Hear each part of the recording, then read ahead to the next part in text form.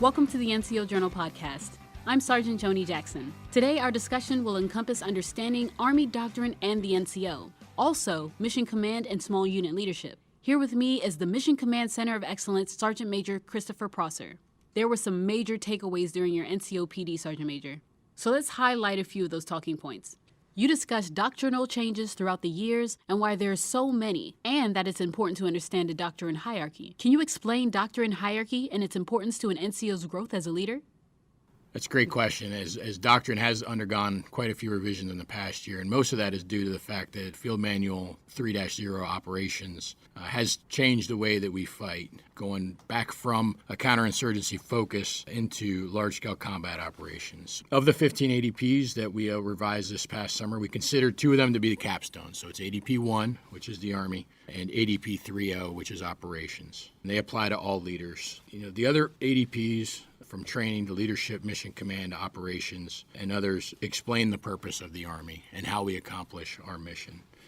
What's important for NCOs to understand is really the applicable doctrine truly does apply to the purpose of the profession of arms. So you got to ask yourself this question. So how do I embody the NCO creed, with competence being our watchword, without knowing our doctrine or how it applies to different situations?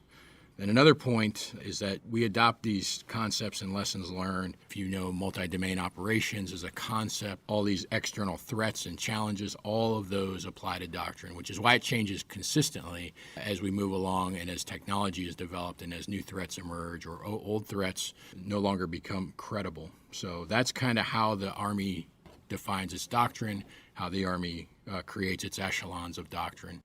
Doctrine is ever-changing, and it's a leader's responsibility to not only understand current doctrine, but to also apply it to situations accordingly. With learning how to apply doctrine, how can an NCO understand what specific doctrine is relevant to their current position? Okay, so as non-commissioned officers, we know there's a ton of information out there. There's digital websites, there's places you can go. If you go to the Army Publishing Directorate website, there's all the ADPs, all the ATPs, everything out there. For NCOs, I don't expect a first sergeant to be an expert on FM 3-0 operations, which is about 250 pages, because that manual is written for echelons above the brigade level. But I would expect that first sergeant, as the senior trainer of the company, to be intimately familiar with the capstone Army doctrinal publication, or ADPs, especially ADP 7.0, which is training, ADP 622, Army leadership in the profession, and ADP 1, the Army, and then others based on what formation they're in. So then we get to the specific doctrine. So, for example, if a first sergeant is in a military intelligence formation, then ADP 2.0 should be considered required reading. To go further, the applicable downtrace doctrine and tactical and training publications will describe further the detailed how-to. Of course, training publications like MOS-specific training circulars, soldier training publications, and Army regulations, DAPAMs, all those different external, non-doctrinal, yet very important sources of information should also be consulted. Because for us to truly be expert non-commissioned officers, we have to be able to look at all these and truly understand our requirements and the standards. What are some changes in ADP 6-22? ADP 622 is actually something we're really proud of. The Army Profession and Leadership was published in August 2019 under a major rewrite. Change 1 was added in November of 2019 to expand on the professional aspects of leadership, so the profession itself. You'll see some subtle but important changes, like adding be, know, and do back into our leadership doctrinal discussions to align with the attributes and competency requirements in the leadership requirements model. The manual is also packed with vignettes of leadership and action, which is extremely important because when you add those practical use cases, it solidifies the ideas of what we need our leaders to do in large-scale combat operations, non-commissioned officers, warrant officers, all cohorts. Something else that's changed is the addition of humility as character attributes. So those are some of the big changes, but the manual itself is full of great principles grounded in history on how to lead others, which is a central role of non-commissioned officers. Why is it important to understand the logic map of Army Leadership 6-22? So almost all doctrine has at the beginning of the manual a logic chart which kind of lays out the underpinnings and the framework for the doctrine that you're about to read. And so it kind of just logically walks you through what's contained in the manual. So for example, in ADP 622, it starts with the profession, which is the big idea that we're a trusted vocation of soldiers and civilians with expertise and ethics, just to name a few. And then it talks about the profession of arms, and then it talks about the civilian corps. And as it works its way down, It goes into the ethic, and then it talks about leadership. So it has the definition of leadership. And then from there, it talks about the leadership requirements model, which lays out the attributes and competencies, the be, know, and do of what leaders are required to have in order to lead their organizations. And then at the bottom, it talks about outcomes. So again, this is a one-page logic map that kind of lays out the framework, in this instance, in ADP 622, for the profession and Army leadership. When you walk away from reading it, you should be able to look at it and say, okay, I understand the basic concept of what this manual is trying to get at. And then you can read into the manual to find out further details. So the logic map is like a great visual learning tool to guide you to understand the text of 6-22. Absolutely. Now we're going to get into mission command and small unit leadership. You mentioned during NCO PD that mission command fits into the Army's approach for command and control to empower and decentralize. So what is required for leaders to empower and decentralize? Coming from the Mission Command Center of Excellence, we've separated the warfighting function. We call it now command and control. But the approach to that, as we talk about mission command in and of itself, it's a lot clearer. At one point, there was a lot of confusion as to what is mission command. It gets confused between the warfighting function and between the philosophy. But if you look at the principles, and it lays it out. So you use two very important words, decentralized and empowerment. And so in order to do that, the principles that are laid out, and again, these are available in the logic chart and throughout the manual, talk about the principles of competence. Competence leads to mutual trust, which is the next one. Mutual trust is enabled by shared understanding, right? When an organization is flat and people have good communication across the formation, it enhances your ability to create mutual trust. You have the commander's intent when it's clear and concise, and you lay out and you know exactly what your commander wants. That leads to mission orders. The use of mission orders to clarify items that you may not necessarily completely understand. It leads to things like discipline initiative.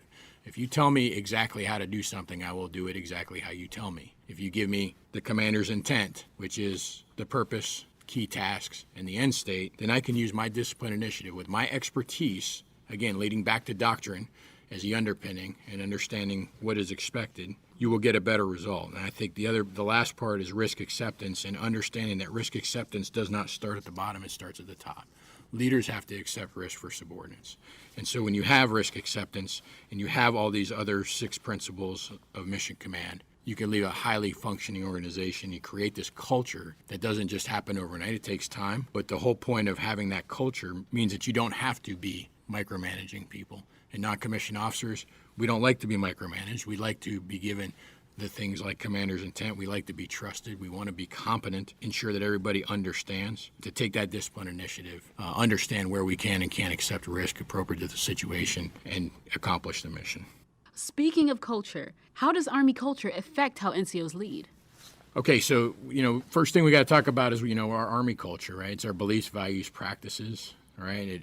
It forms our unit trust, cohesion. It instills discipline. It gives the Army and its units their identity as a whole, right? So as we talk about a culture within the organization, we want to talk about, do we create cultures of competence? And again, I'm going to go back to the elements. Are we competent? Do we know our doctrine? Are we able to have professional conversations with our officer counterparts, with our warrant officer counterparts, with our civilian counterparts, that is grounded in doctrine? Do we have that mutual trust? Is there trust that's created back and forth? And then again, that kind of goes to that risk acceptance, and I'm going to go to the end and talk about that last principle, but it kind of goes back into risk acceptance. Are you willing to accept risk for me to go out and do my job and to accomplish my mission and to lead my soldiers? Again, when we start talking about multi-domain operations and we start talking about being flexible and agile, this is exactly what we're talking about. In large-scale combat operations, we're not going to be able to have all the resources available at the platoon that's in contact at one time. We're going to have to be able to look across and say, okay, the commander's got to make decisions on where he's going to put those resources. We have to be able to trust that platoon sergeant, that platoon leader, that squad leader, those team leaders, and those soldiers to execute their mission, to understand, if they understand the intent, to understand those key tasks, the purpose, and the end state, to be able to accomplish their mission. It takes a lot to build that trust. It takes time.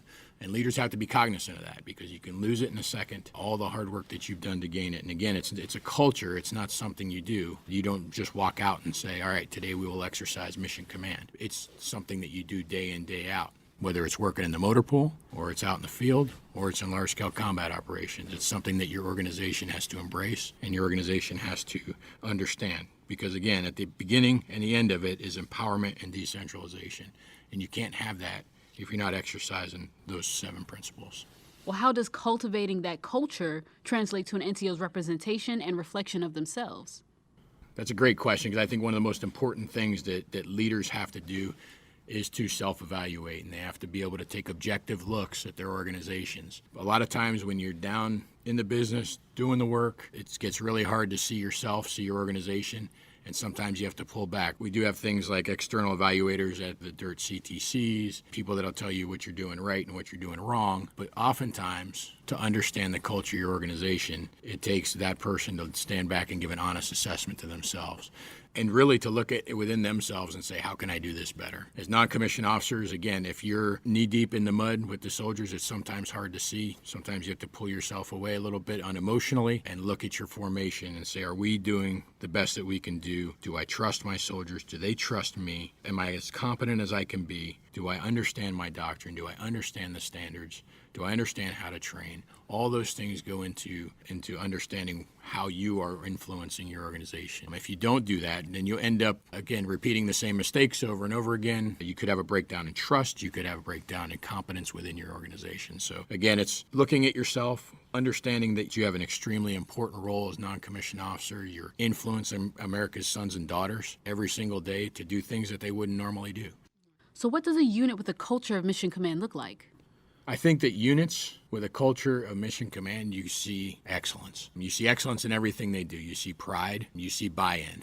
And I think what's important is that you understand that your soldiers are human beings, and there's a human dimension that comes with everything that we do. It's understanding what motivates each individual soldier, because no 2 soldiers are exactly the same. It's understanding the soldiers within your organization. And over time, if you took me as a corporal many, many years ago and said, okay, you got this organization, go get after it. As an inexperienced leader, there were many things that I didn't understand about myself. There were many things I didn't understand about what motivated others. With maturity and with understanding through our doctrine, with understanding through role modeling and watching others, it created a huge impact on me. So, for example, I'll ask a question of who has had an incompetent leader. I'll ask the second question of those who said yes, how many of those leaders were trusted? And if you look back on your career, I'm sure every one of us can say, hey, I have had a non-commissioned officer that I didn't trust. And why was that? It could have been an ethical issue. It could have been the issue of whether someone was competent. But at the end of the day, trust trumps all. You can do anything with a highly disciplined organization where people within that organization trust each other.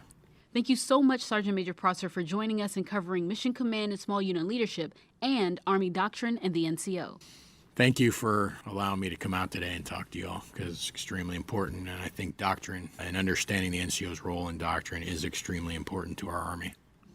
You can join in on the conversation by following our Facebook and Twitter at NCO Journal, and also our Instagram page at NCO Journal Official. You can also put your knowledge to print and submit articles to get published by visiting our official NCO Journal website. Until next time, I'm Sergeant Joni Jackson.